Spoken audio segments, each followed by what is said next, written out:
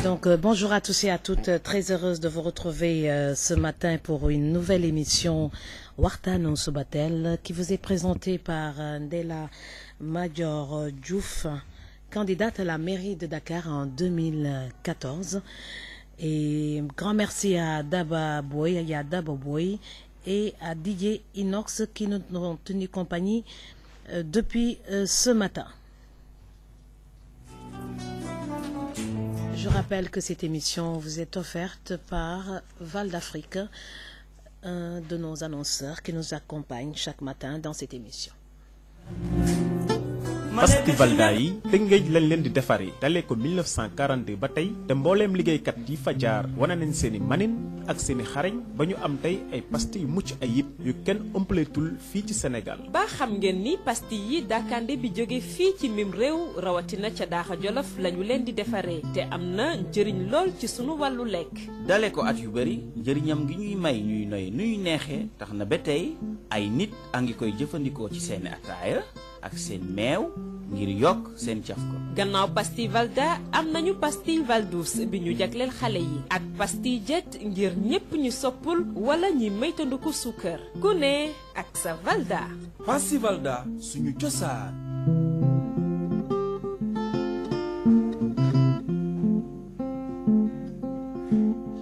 Val d'Afrique moo leen di may seen émission ëttu waxtaanu bés bi ak lu leen naqari ci hôpitaux yi ci seen wérgu yaram. Pasti Valda yi Tëngéej lañ leen di defaree dalee ko.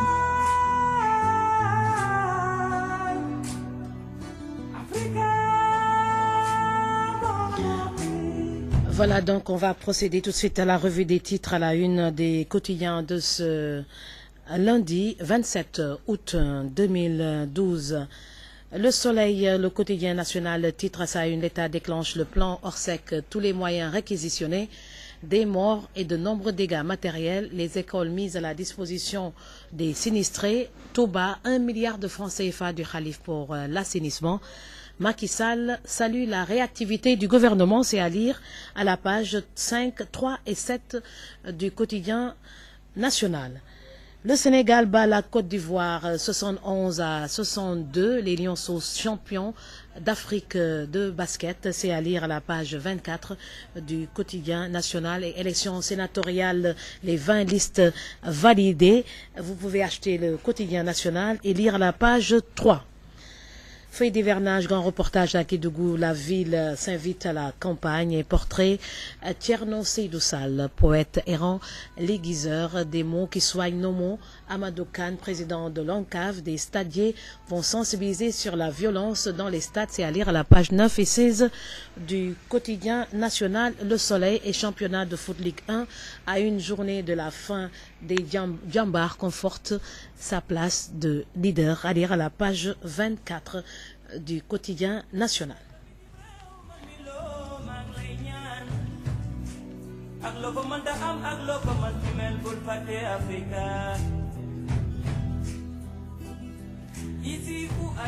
L'Observateur titre à sa une: les pluies diluviennes causent des inondations sans précédent au Sénégal.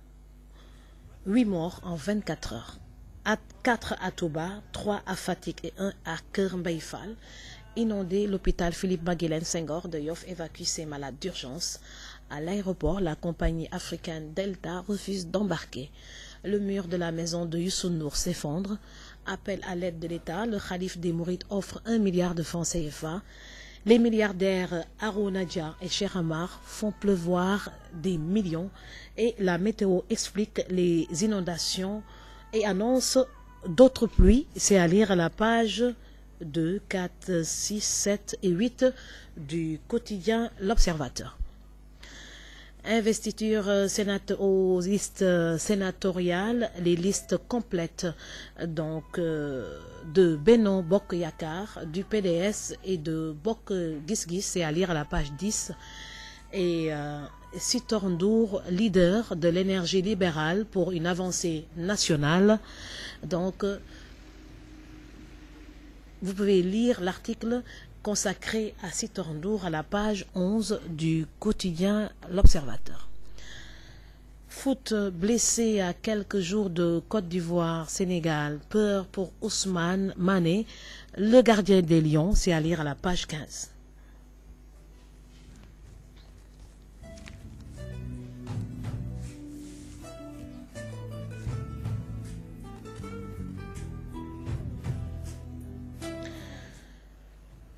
Direct Info titre à sa une: forte pluie à Dakar et dans les régions, 6 morts et des dégâts matériels importants. Donc 3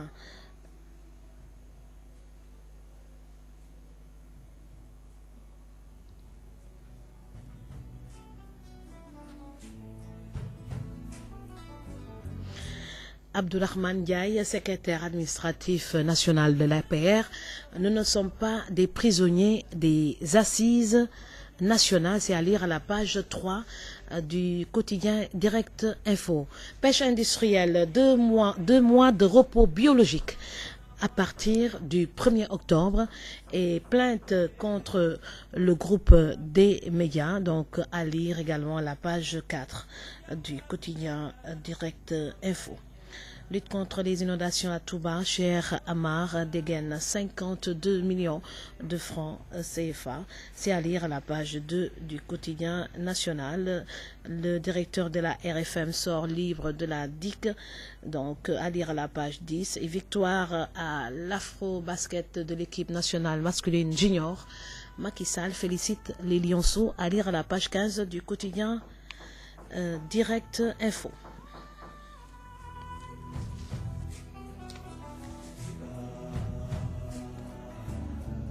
Le Populaire titre à sa une: Dakar et Touba en proie aux inondations. 3 morts à Touba. Un bébé et une femme de 90 ans noyés. Un homme sous les décombres. 3 morts et un blessé dans l'effondrement d'un bâtiment à Fatick. Un mort et des dégâts inestimables dans Dakar et sa banlieue. Grand Yoff renoue avec les émeutes. C'est à lire à la page 2 et 6 du quotidien Le Populaire. Le plan Orsec déclenché bien sûr. Macky Sall réquisitionne tout. Le khalife général des Mourides décaisse 1,6 milliard, 600 familles sinistrées dans la rue. Des chefs religieux comme Serigne Bass Abdou Khadre touchés. Une partie du mur du grand cimetière s'affaisse. C'est à Touba. Le bilan s'alourdit à propos de l'accident sur l'axe Kaffrine-Kaolack. Un 26e mort après l'accident sur l'axe Kaffrine-Kaolack.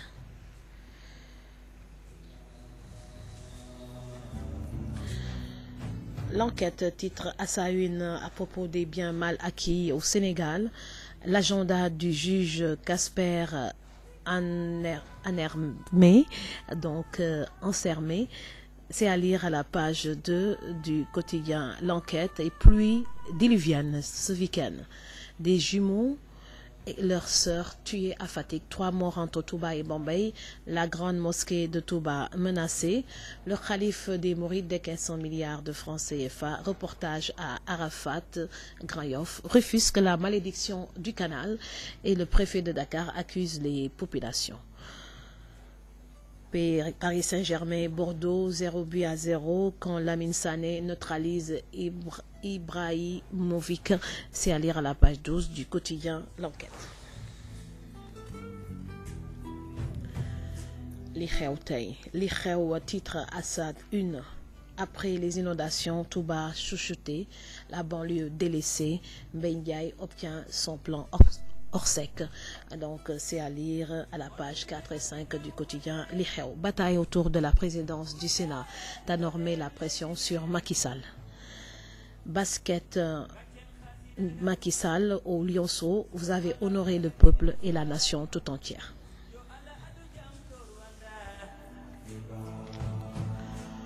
L'Office titre à sa une: pluie diluvienne sur le Sénégal. Les inondations engloutissent les mesures étatiques.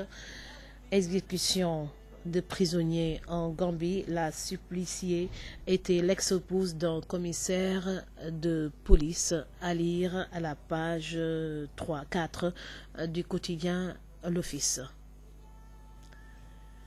Aladien du M23 sur l'installation du Sénat, c'est de l'indécence. C'est à lire à la page 6 du quotidien L'Office. Le Pays titre à sa une.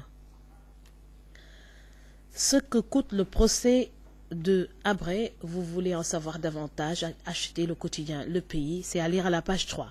6 morts et d'importants dégâts à Dakar et Touba, Sunugal sous les eaux. Macky Sall signalé en Afrique du Sud, le ministre des Finances déjeune aux Champs-Élysées, Cheikh Sidi Makhtar casque 1 milliard. C'est à lire à la page 2, 4, 5 et 6 du quotidien Le Pays.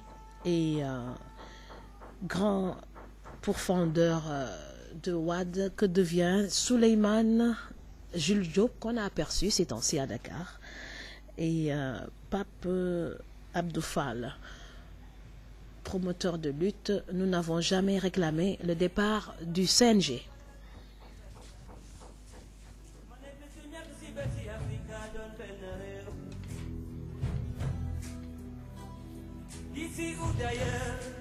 Libération titre à ça un entretien avec Abdoul Mbaye, Premier ministre. C'est une catastrophe qui appelle la prise de mesures fortes. Des pluies diluviennes jamais vues depuis 30 ans s'abattent sur Dakar, Rufisque et Touba. Eaux, dégâts et morts. Le khalife décaisse 1 milliard pour sortir Touba des eaux. Cheikh Amar vient à sa rescousse avec un apport exceptionnel.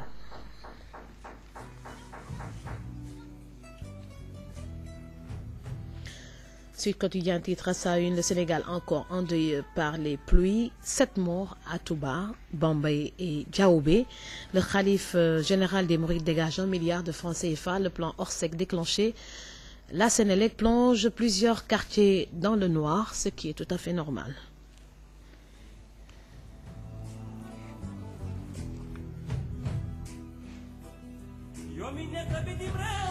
Noyade à Dakar, déjà 42 morts. Qui pourra stopper l'hécatombe? C'est à lire dans un dossier spécial de Sud Quotidien.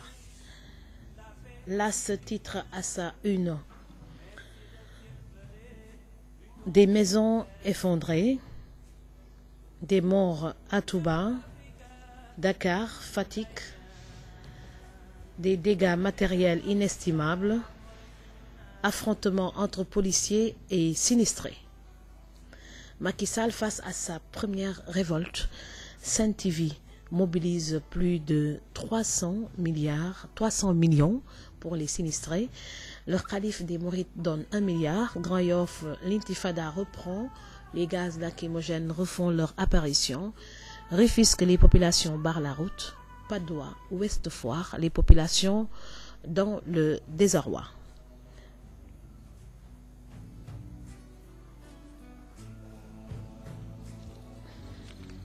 Et enfin, les quotidiens du sport. Stade titre à sa une. Dernier rescapé du mondial 2000. Le petit Jules quitte les Lions. PSG Bordeaux. Sané, Musel, Ibrahimovic. Et le quotidien des arènes sénégalaises Sunulamb qui titre à sa une. Baboy défie Tafatine. C'est à lire à la page 7 du quotidien Sunulamb. C'est l'essentiel des titres à la une qui me sont parvenus ce matin. Je souhaite une très bonne lecture aux auditeurs qui vont l'acheter dans les rues de Dakar. Les Sénégalais de la diaspora, bien sûr, vont se connecter sur Internet pour visiter les sites qui consacrent la une des journaux qui sont actuellement en ligne. Et je souhaite une très bonne journée à tout le monde. Dans quelques minutes, on va entamer le grand waxtaan matinal de ce matin.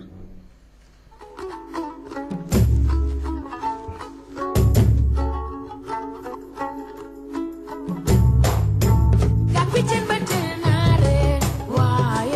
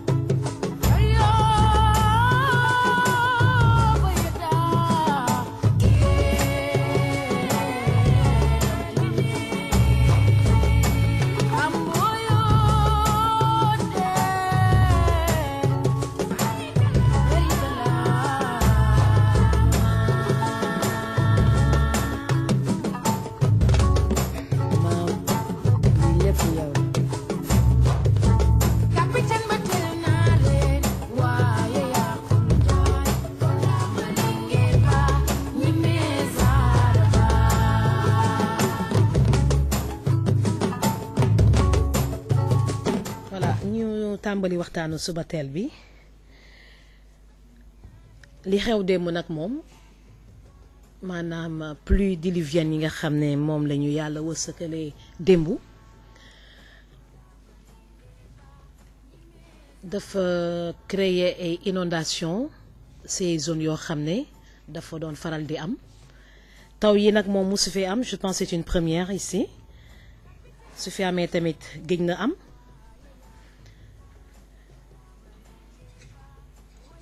pour les habitués de cette émission et de la radio ñi ngi ko doon séntu temps yëpp ñu ngi tirer sur la sonnette d'alarme di wax que État Sénégal dafa war a lëkkaloo ak ay volontaires fexe ba faciliter évacuation d'eaux usées yi ak des eaux de pluie pour su demee ba taw bu am solo wërsëg boobu nga xam ne dafay taw en une fraction de seconde ñu mun ko téye ndax suñ ko téyee jëfandikoo ko correctement dinañ dem ba ñu doon fay ndox dootuñu fayati ndox waruñu bett ba duñu sa xam naka la ñuy gérer ndox bu bari bi nga xam ne en réalité alal bu dul jeex la dafa am ci angle boo xam ne lañ ko war a xoolee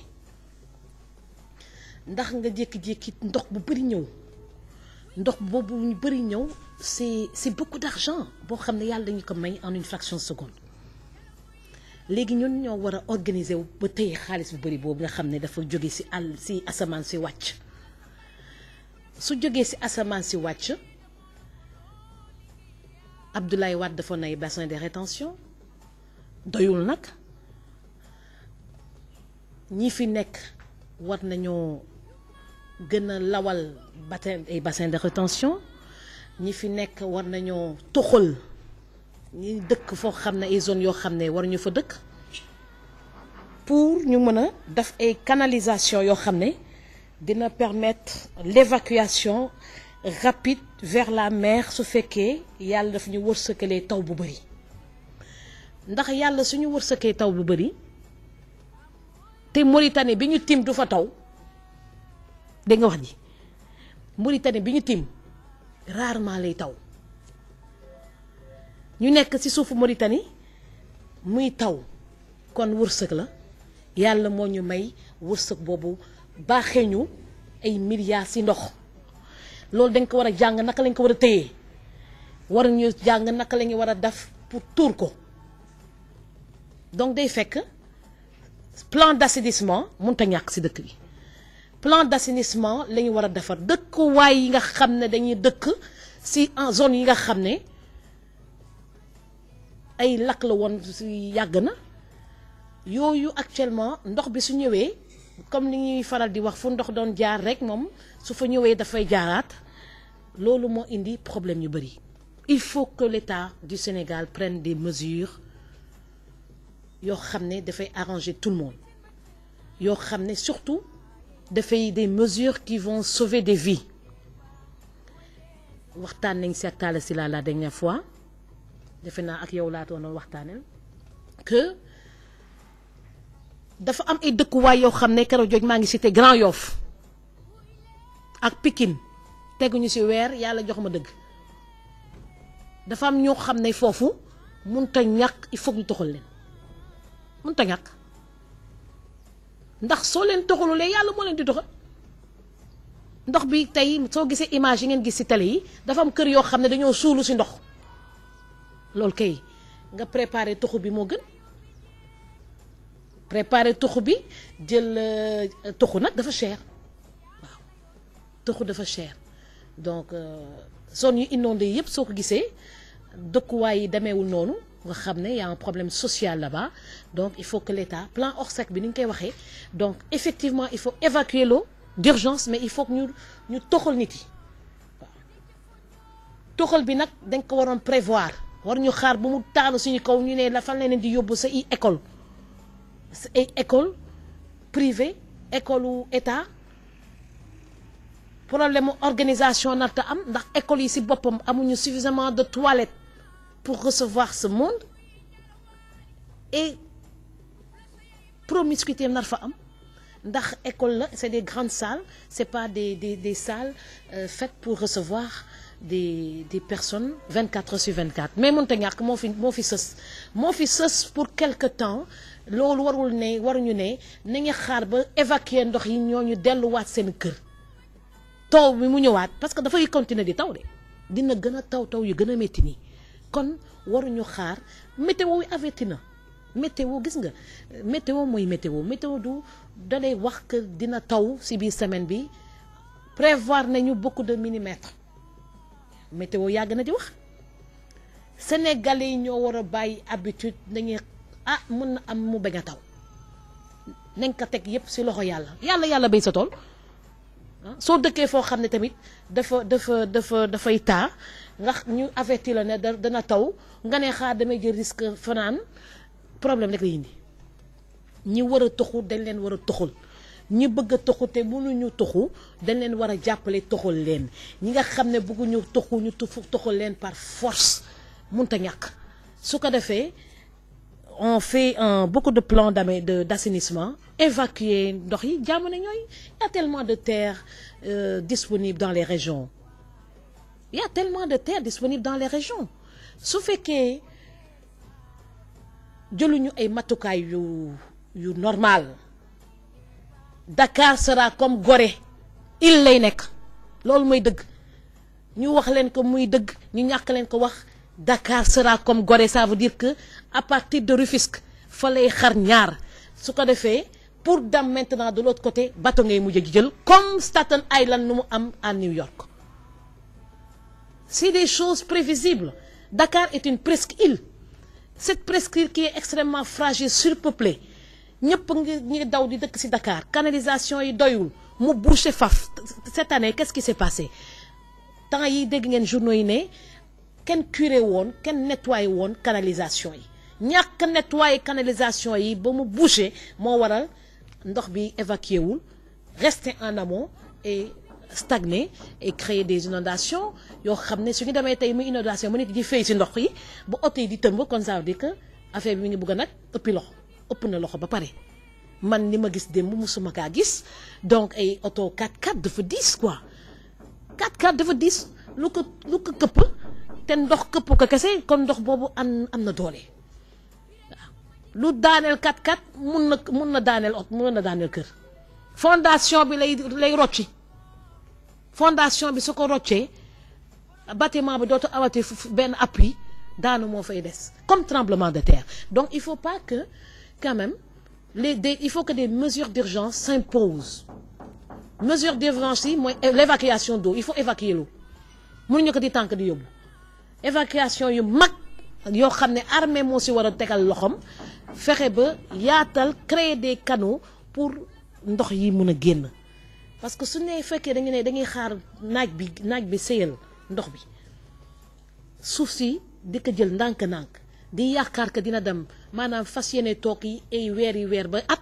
écoute on n'est pas actuellement on n'est pas au 4e ni 5e siècle on est en 2012 lii war nañ ko mën a régler le plus rapidement possible avec des volontaires avec l'armée ñu gas fi ñu war a gas ndox ba jàll c'est ça la solution permettre l'évacuation rapide de ces eaux qui ont inondé la plupart des quartiers de la banlieue dama def lu dul bàyyi Talla Sylla moom démb la fi yaa ngi fi yendu xam na bi nga fi yendu moom waa Pikine ñu ngi fees dell ak ndox bi nga wàccee lan nga fa fekk.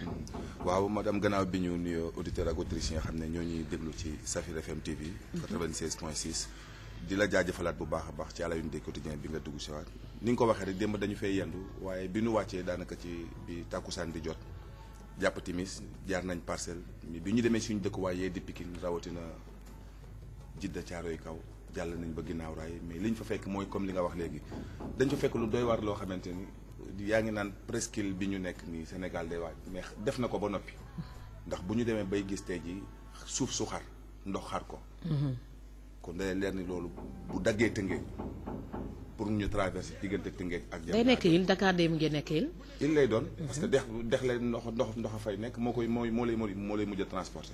mi ngi taw mais géej baa ngi avancé côté Rufisque ba këri di daanu géeju Géejawaay ndox mi ngi yéeg. waaw parce que boo xoolee Parcelles Assainies fi mu ne. ndax foofu dañoo tibb suuf ba yëpp. dañoo tibb suuf si léegi de telle sorte que foofu noonu ñu doon tibbee suuf si ndox mi bi mu feesee ci géej gi dafa mujj a ball si ba gën a jege si filaawo yi. maanaam dem bu ñu koy xool Géejawaay ndox mi dem na ba yegg si ci filaawo yi. kon nga xam ne loolu fi mu ne li koy téye fi ne bëreetul. fi ne mooy li ngay wax léegi yàlla rek a ciy jàpp kon mu mel ne. tsunami parce que tsunami jommul Sénégal. attention amoon na Asie. donc toute la côte ouest du Sénégal c'est de l'eau géej gi mun na mer benn façon mer et puis bon il faut que ñu prévoir quand même tëye quand on parle de plan Orsec moi je pense c'est vrai qu'il faut déménager les gens il faut créer des canalisations mais il faut stopper l'avancée de la mer sinon ce sera une véritable catastrophe et géej bon géej bi pour mu engloutir mu Dakar du dara en une fraction de seconde on n'en parle plus donc ça il faut qu'on prévienne qu'on fa ñu def ay mesures de prévention yu rëy fexe ba bétonner fi ñu war a bétonner pour que géej gi bañ a tàmbalee xar ndax su tàmbalee xar day créer benn ouverture boo xam ne ndox ba dafay dugg rek après Dakar devient une île waaw après Dakar c'est ça qui reste maintenant loolu rek a des xam nga temps yi maa ngi leen doon ne am na ay kër yoo xam ne ñu ngi ko tabax côté Patte d'Oie Guédiawaye et même Nord Foire si suuf su oyof yoo xam ne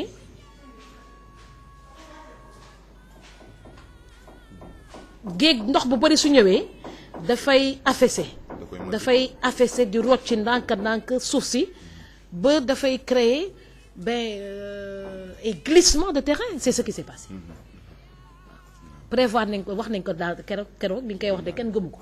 waaw lu leer. bi nga koy wax kenn gëmu ko maintenant loolu la ñuy gis lu gën a garaaw boobu la ñuy gis léegi bi des mooy Dakar qui devient une île. avancé géej bi nekk Rufisque ku ko xeeb day xar ñaar la presqu'île et Dakar va devenir une île. loolu c'est des mesures yoo xam ne gouvernement bi da ko war a jël avec. la coopération internationale ndax Sénégal rek mënu régler problème boobu la coopération internationale dafa war a ñëw taxawu Sénégal pour bloquer l'avancée de la mer sinon Dakar va devenir une île et c'est ça moom la ñu nar a vivre su fekkee dañuy toog di ne yàlla baax na yàlla béy sa tool gouverner c'est prévoir il faut qu'on prévoie des catastrophes pareilles. La mer est en train d'avancer ñëpp ko gis des années Jifeer lekku ba Jifeer lu fa des bëreetul fii rek ni nga xatee Soumbédioune ndox bi dafa avancé te pourtant amoon na suuf su bëri yoo xam ne nit dañ fa doon rey ak nag sax dañ fa doon ay rey ay nag dafa tout mais loolu yëpp sëy na ñu foog ne suñu croiser les bras kon ndox bi day taxaw foofu rek di ñu xaar mais la mer va avancer. Et quand la mer avance kenn du ko mën a téye day ramasser lépp donc moi franchement donc Caaroy gëdd kaw la nga doon wax. côté boobu mais côté Guédiawaye. parce que boo xoolee à partir de VDN bi fii rek taatu tefes gi boo ko toppee tefes gi moo longé jëm ba Saint-Louis. naa la wax li tefes bii nii jëm. VDN bi moo dem ba Saint-Louis. parce que boo xoolee auto Paris Dakar yi bu ñu ñëwee Saint-Louis moom la ñuy topp ba ñëw Lac Rose. de telle sorte que démb bi ma jógee fa wàcc naa ba ci autoroute à péage bi nekk côté Diamaguène jàpp ginnaaw Kër Mbaye Fall bi noonu nga xamante ni dem na ba foofu dañ baare tali bi xeex bu métti am fa coow yu métti am fa ndax dañu gis ni ndox mi dafa daan jaar foofu di dem.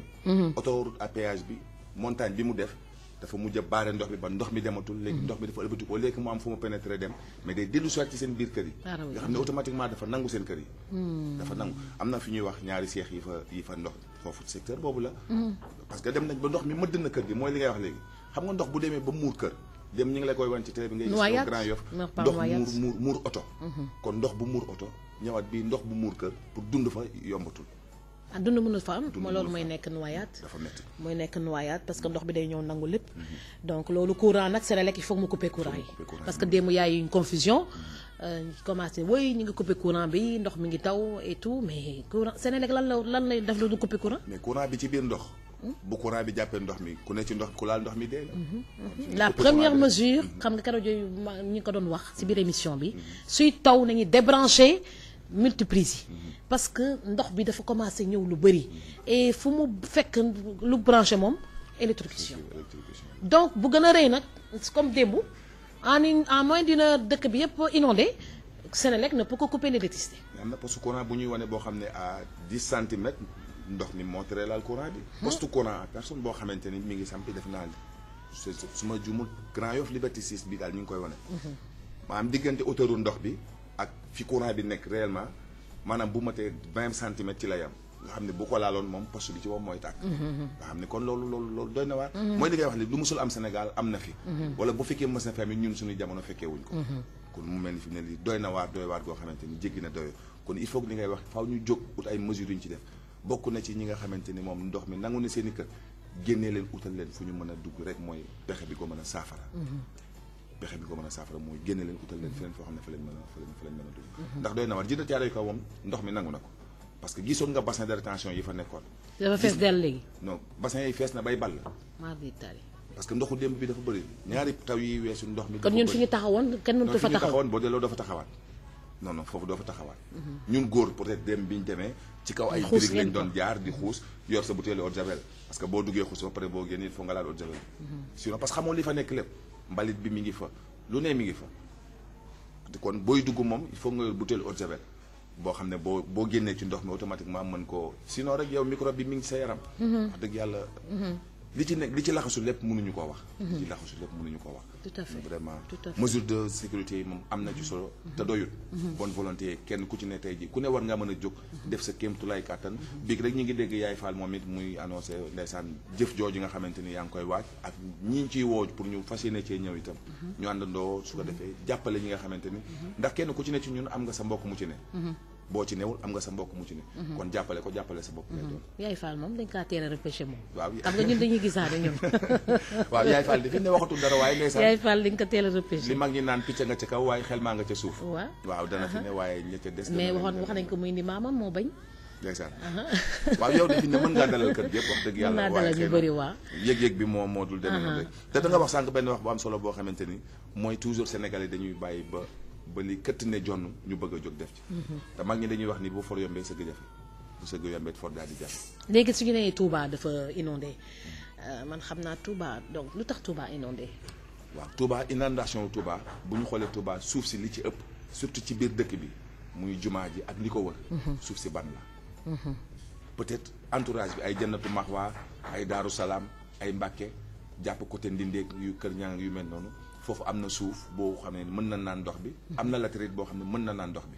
mais biir jumaa ji maanaam jumaa ji. ak li ko wër noonu ay gédeeg yu mel noonu suuf si ban la. parce que bu ñu koy xool muru armeel bi am na côté muru armeel boo xam ne daanu na muru armeel Touba yi daanu na. parce que ci ginnaaw foofu mur boobu noonu dafa am ndox bu fa daan taa parce que fa mu genre xur bu ndaw bu fa ne te fu mooy li ñu koy wax rek fu ndox daan taa fu ne rek boo jaaree di nga fa fekk tepp-tepp kon tepp-tepp yooyu bu ndox ñëwaatee fekkaat ko fa rek daanaka dex lay daal di doonaat bu ndaw. dex googu mooy li waddal mur bi te ban moom ku ne xam na ni du naan ndox ban moom ndox mi day tegee ci kawam rek.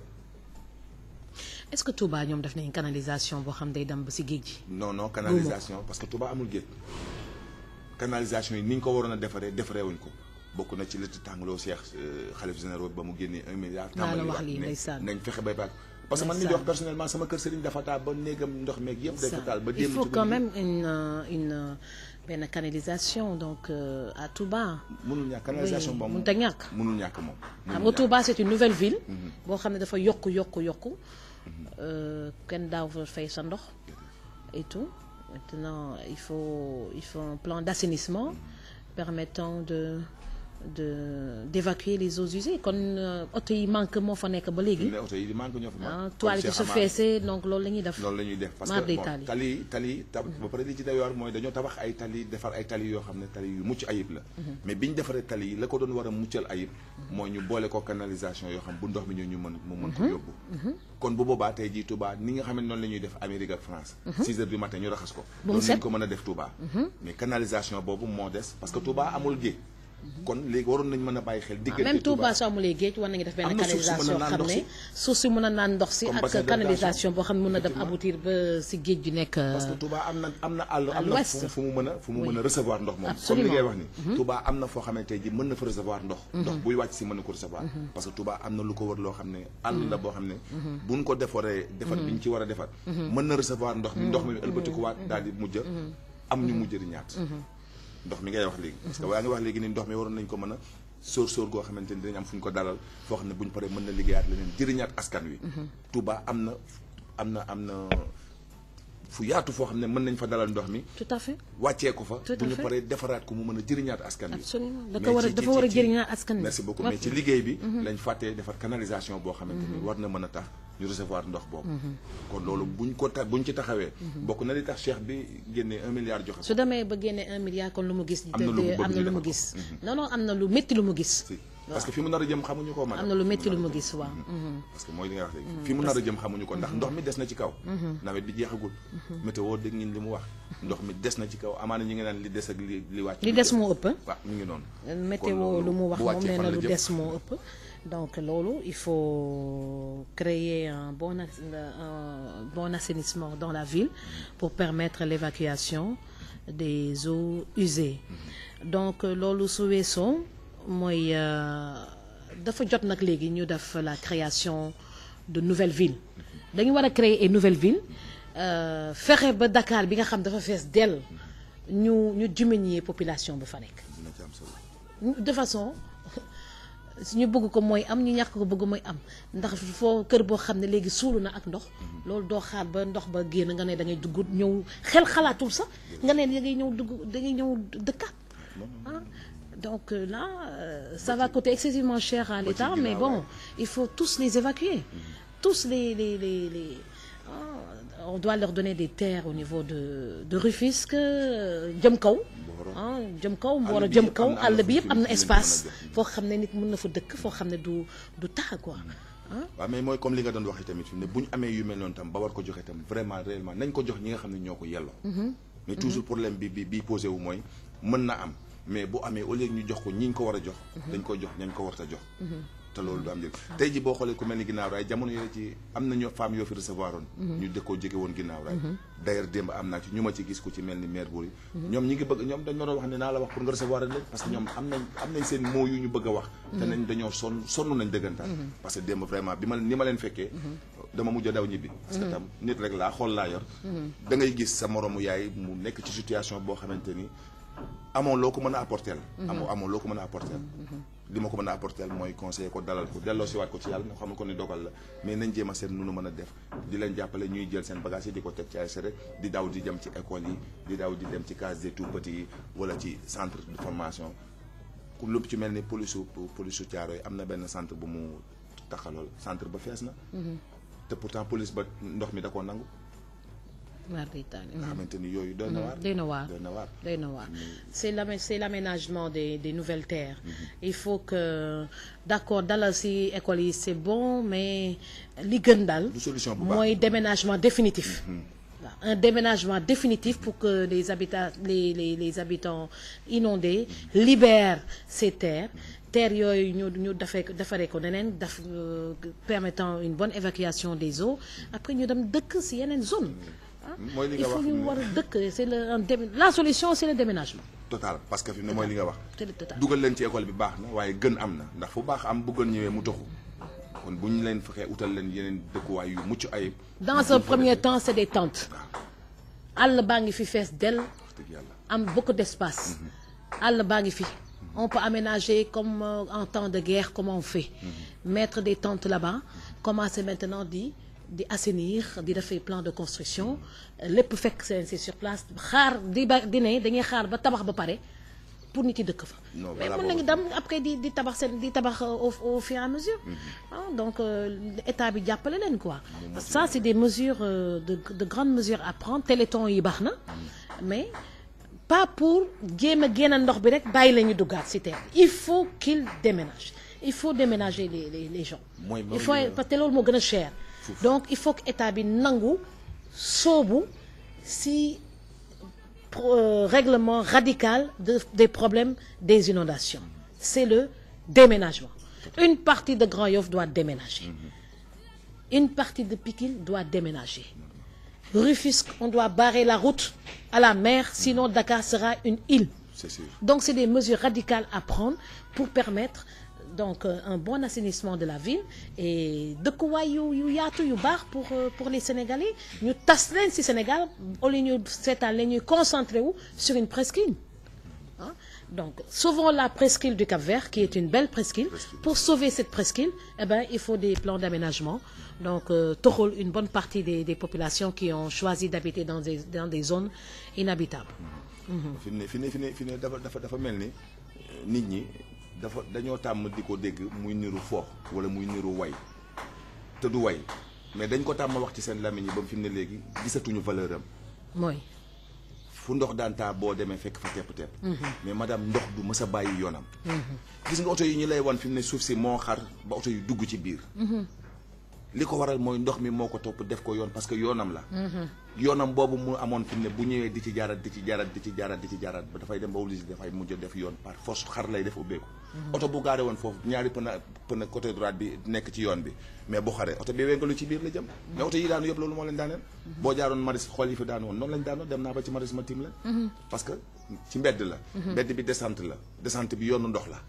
ndox mi fa lay jaar. di ñëw benn vitesse boo xamante ni ak benn doole boo xam ne jéggi na day mais pneu oto yi la topp di ko xaar ba mujj gi suuf si ubbeeku mais bi suuf si ubbeekoo suuf si xonk la oto bi day daal di ëlbati ko rek.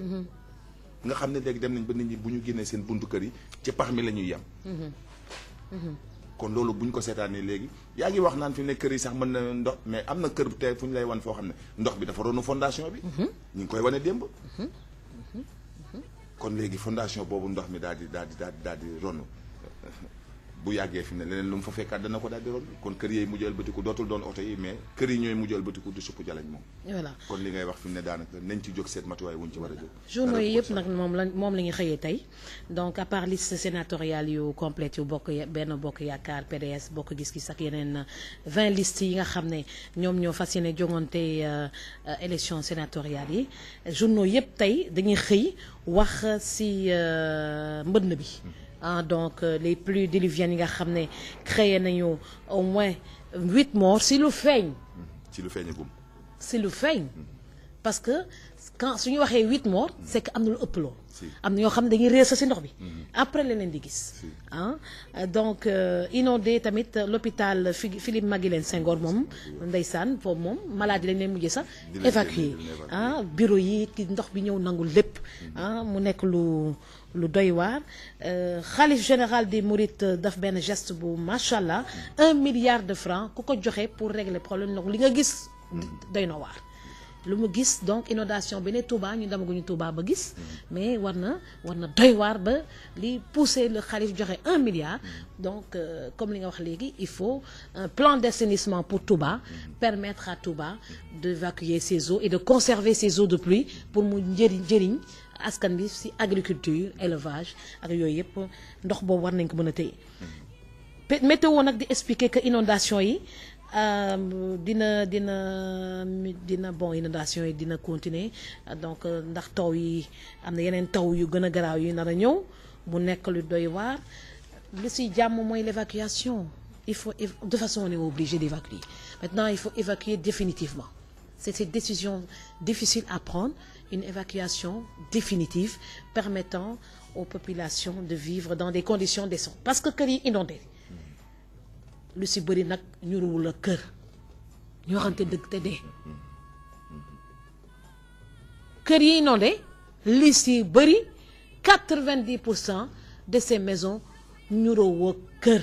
ay xur yu ñu defar la rek. waaw donc c'est des personnes qui n'ont pas suffisamment de moyens d'accord Maintenant l'État a la responsabilité de gérer tous les Sénégalais ndax Sénégalais yépp la war a mettre sur le même pied d'égalité gunge leen donc état bi nag mënu jox gratuitement kër ñépp mais problème su amee l'État est tenu d'assister gratuitement les populations sinistrées donc te assistant boobu dafa cher xalif général des Mourides génnee 1 milliard mooy 1000 millions bu ma génnee 1000 millions parce que faral di wax 1000 millions sa mooy gën a frappé nit yi que 1 milliard 1 2 3 ba 1000 millions moom la génne donc état bi war a génne li raw loolu pour toxal nit yi mettre leen dans de bonnes conditions fexe ñu mën a def canalisation ndax Banque mondiale dégg nañu 28 milliards moom le financé donc pour def benn canalisation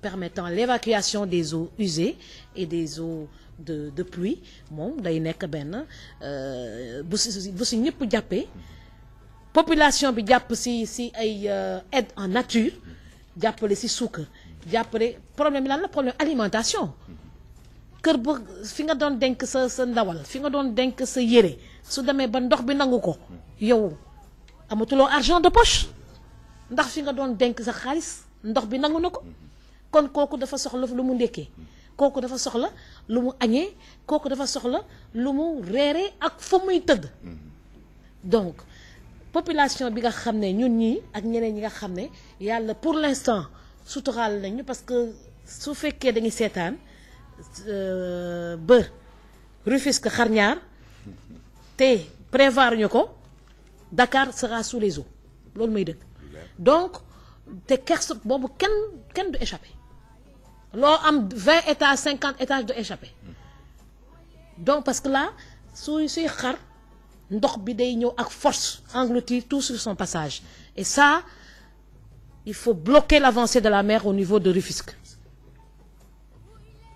si on le fait pas ça va créer des dégâts yoo xam ne ñun ñëpp ci perte c'est ça loolu mooy dëgg bi donc bloquons l'avancée de la mer sauvons Rufisque pour sauver Dakar parce que ñu bëggee sauver Rufisque te sauver Dakar te laala ñu Rufisque négliger Rufisque Bargny di seetaan eh ben ça va créer une cassure et la presqu'île va devenir une île et su dekkee île sax mooy tane parce que dina am yenn xar yoo xam ne ndox bi day bett ndox bi day ñëw rek comme genre tsunami lay créer parce qu'un déplacement un glissement de terrain ça crée des tremblements de terre souterrains yoo xam ne après loolu day créer ay tsunami loolu mooy créer tsunami yi glissement de terrain yi nekk fii ci terre bi ci presqu'île yi moom mooy créer tsunami yi ndox bi nag boobu day ñëw ak force xam nga vague moom day ñëw rek avancer donc loolu c'est prévisible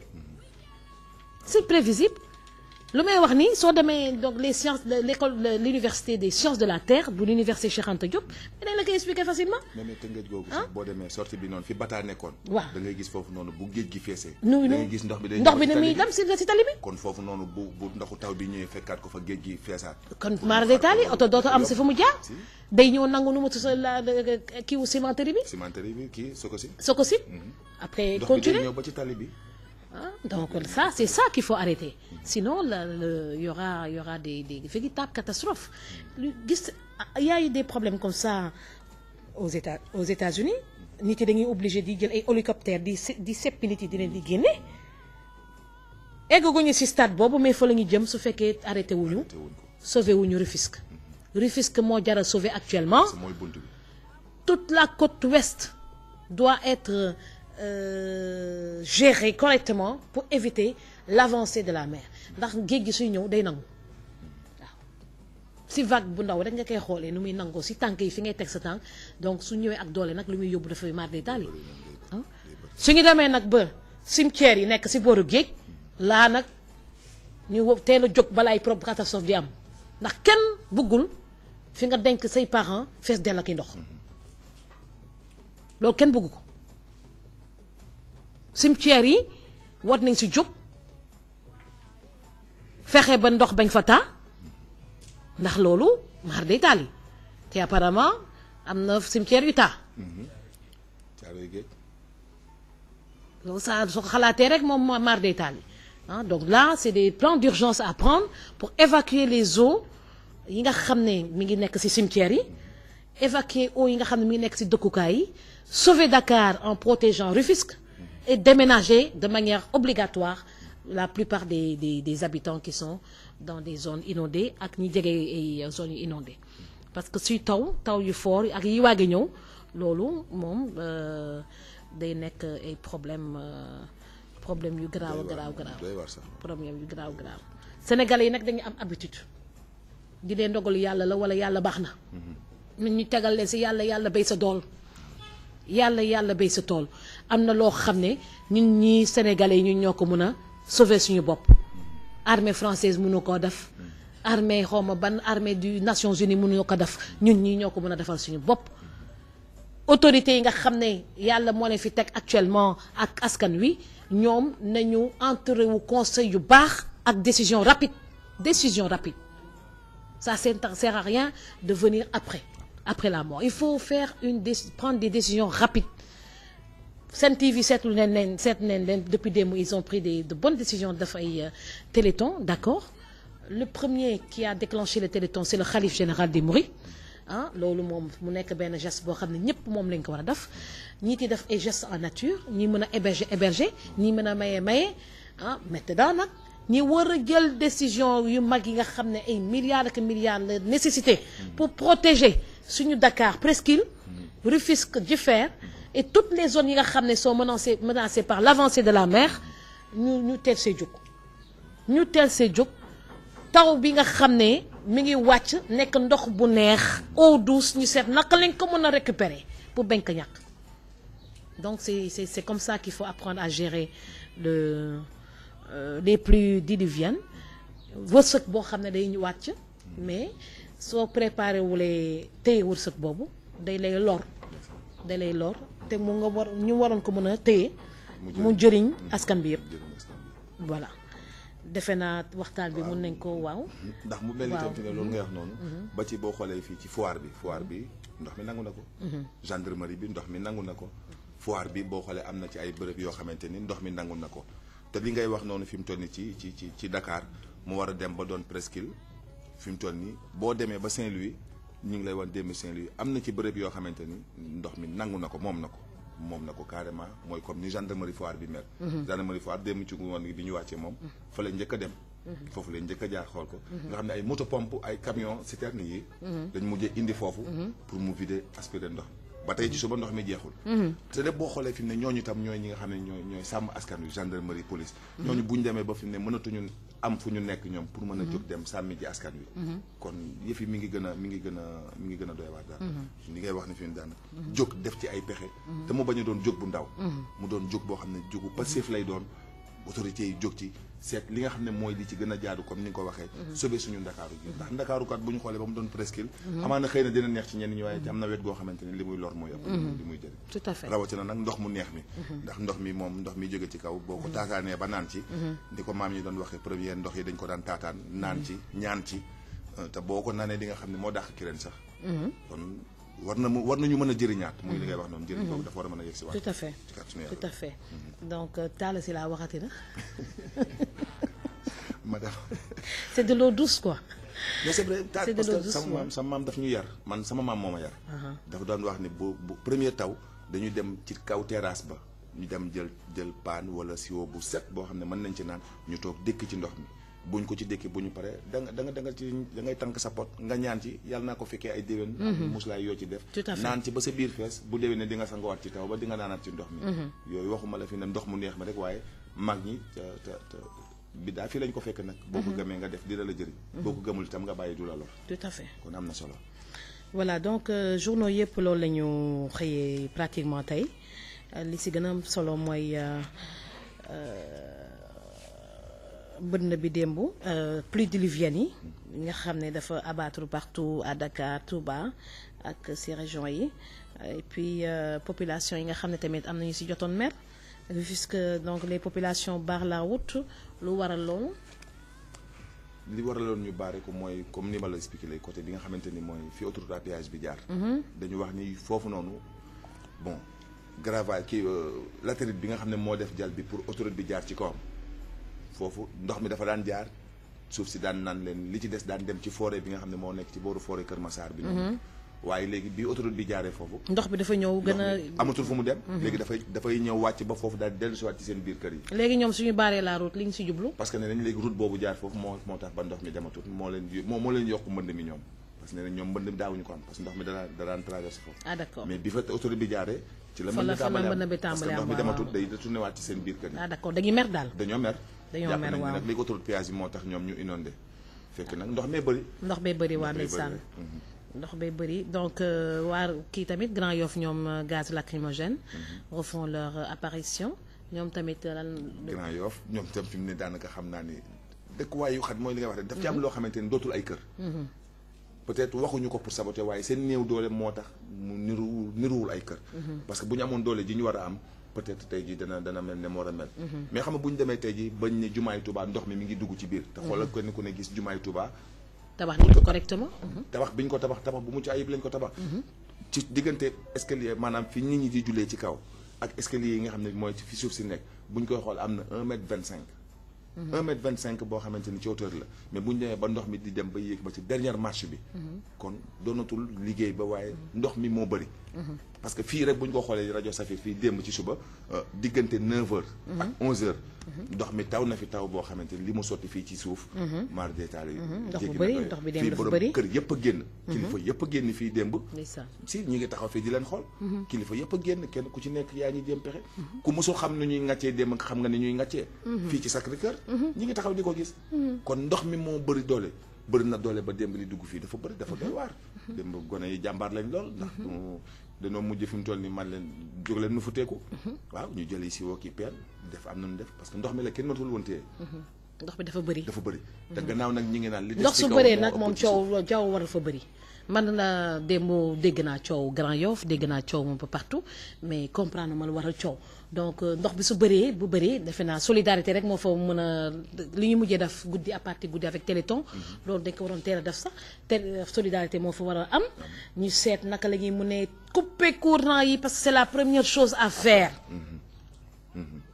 la première chose à faire c'est de couper l'électricité sinon c'est des catastrophes su ko defee solidarité fexe l'évacuation rapide des populations sinistrées il faut les évacuer dalal leen foofu ñu war a dalal ku mën a émerger ku mënta héberger responsabilité état yóbbu leen foo xam ne war nañ fa mën a nekk pour bañ a nekk fi nga xam ne si dafa inondé ba commencé infecté il y a que des microbes parce que imaginez c'est l'horreur ah la saleté mélangée avec l'eau de pluie avec mar d'Italie lu fa nekk dafa doy waar donc loolu xel xalaatul nit dëkk fa donc évacuation définitive des populations sinistrées c'est l'unique solution donc lu mu métti loolu moo gën waaw terre ñàkkul fi Sénégal yàlla wërsëg nañu superficie yu bëri yoo xam ne nit mën na fa dëkk te doo inondé kon nañ fa dem reprendre tout à zéro ku am woon mur am nga tente progressivement nga dëkk fu wow fu dul inondé moo gën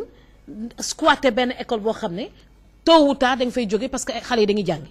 la fa mën a fekk sax xamoo ko. voilà donc voilà donc moi je pense qu'il faut un plan de déménagement généralisé boo xam ne da leen di toxal donc si tas leen si régions yi tas leen si régions yi autour des villas des maisons déjà existantes solidarité jóge fa solidarité mënut a ñàkk dafay jóge et on règle définitivement le problème des inondations tabax ay kër yu ñu roog kër tabax ay kër yu ñu roog kër sooy dégg HLM mooy habitation à loyer modéré dañ ko doon tabax HLM dafa doon tabax pour permettre aux populations de vivre dans des bonnes conditions donc tabax ay HLM à loyer modéré dafa nekk lu am solo pour ñi nga xam ne amuñu moyen yu bëri ñu mun a am ci logement yi à faible coût ñu leen koy tasal ñu koy fay par ndànk-ndànk ba 10 ans 20 ans loolu moo fi amoon pourquoi HLM dafatul lu mu doon def. te lu baax la lu am solo HLM centenaire bi ngay tudd HLM la bi ngeen di gis HLM ak Sicap dañu doon tabax yoo xam ne c'est des habitations à loyer modéré. du nekk habitation comme cité góor gi yi nga xam ne ay 50 millions que jëm kaw ngay joxe pour am benn kër. Là actuellement l'État doit s'orienter vers la création des villas et des appartements à loyer modéré pour tout le monde, de loyer pour tous. Loolu campagne nañ ko ba pare nañ ko jëfee nit yi nañ ko campagne ba pare de loyer pour tous, de l'emploi pour tous nañ ko léegi nañ ko jëfee avec la solidarité de tout le monde. Xalif yi suñu si saxee dàkk joxe nañu geste ba pare parce que 1 milliard quand même c'est pas 1 million, c'est pas 100 millions, c'est 1 milliard, c'est 1000 millions. Donc mun na def sa lu raw loolu lii premier geste rek la pour ku xam Touba. Ça c'est un premier geste. Maintenant il faut un élan de solidarité nationale pour assainir toutes les villes du Sénégal. Toutes les villes du Sénégal gagneraient à être assainies correctement et ñu def si pas seulement la cité des ministres yi ñu doon wax fii ci waxtaan yi suba teel yi qui doivent être des mesures d'accompagnement des conseils des ministres décentralisés, mais mettre des cités à loyer modéré pour les populations, pas seulement les populations sinistrées, parce que ñu soxla logement dañoo bëri ñu soxla logement dañoo bëri te état bi kese mënoon na gérer affaire boobu, créer des logements à location modérée, et ça va permettre à tout un Sénégalais de retrouver sa dignité dans son espace privé à lui pour permettre de vivre dans des conditions dignes. Et ça c'est très important. Defe naa mesure radicale daal mooy solution ci affaire bi. Donc mesure yu urgente yu rapide tamit mooy joxe lekk, ndax il faut que ñu jox leen ndékki añ reer jàppale leen parce que dañoo subitement ñàkk lépp ci saa si. Ku ci amoon takkaay ñàkk nga sa takkaay, ku ci amoon yére yu sol sa amuñu ko. Kon ku mën a maye yére nga mën a maye, muy yére xale muy yére mag, loo mën a maye nga maye ko pour permettre à ces sinistrés au moins de pouvoir s'habiller dans les brefs délais et manger.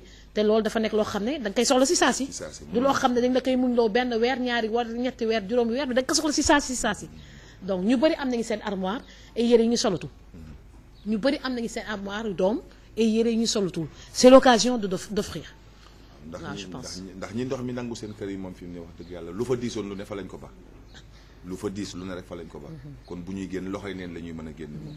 Kon ki génn ak loxoy neen moom yoratu. da ngay daw kay ba ngay ami tànk ndox bi su ñëwee kay doo xalaat. surtout génne lu diis waaw nga xamante ni jàmm gën daaw bu ñu xoolee ci nawetu daaw ba am na fi ñoo xam ne courant électrocution moo leen fa rayoon.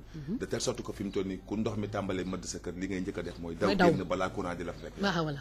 loolu ngay njëkk a xalaat kon ki génn di xalaat courant bu ko fekk ci biir ndox mi moom jéemut a génne dara. jéemut a rawale dara. kon kooku tam ñu leen mën a jàppale tam ci lu mel ni ay col.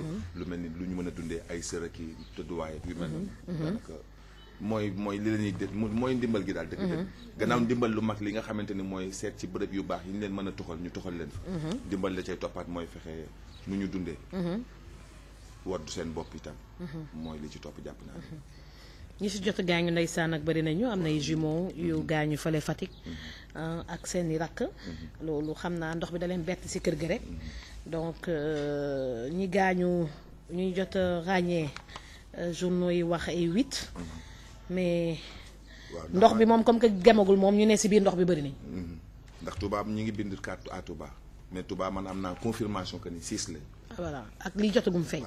bu ñu xoolee soxna si nga xam ne moom garab moo daanu ci kawam fii ci kër Mbaye Fall garab bu newoon ci mbedd mi ndox mi ronu garab yi ba garab yi moom daanu seen kar daanaka moom ñu ngi ko def sax ci soleil bi moom daanaka doy na waar bëri na daal loo xamante ni moom li ngay wax rek na ci état bi jóg ñu seet pexe yi ñu ci gën a mën a def prendre des mesures radicales balaa lii di ñëwaat di dollee ko si ci kawam dana ci am solo ndax lii balaa yegg si waat moom fi mu toll nii balaa yegg si waat ñu fexe ba loolu mucc moo ciy tane fi mu toll li fi nekk ñu xool nun ko saafara balaa li ci kaw di wàccaat ndax li fi suuf moom buñ ko saafarawul li ci kaw bu ko fi fekkee kenn dootu ko saafara mooy li ngay wax léegi nii rek voilà donc ñuy gërëm di sant auditeurs yi ñuy déglu et puis di jox rendez-vous demain pour une nouvelle émission waxtaanu Subatel bàyyi antenne bi ak DJ Inox ak Yaay Fall qui va prendre la suite pour assurer une bonne voyance lu leen neex lu leen naqari ba mu wasaa fii si Safir FM Dakar et sur safirfmtv.net. waaw naka noonu tam kon madame mu mel ni kon élection locale yi ñuy waaj jour J mooy 492. Tu as tenu parole. Madame la maire.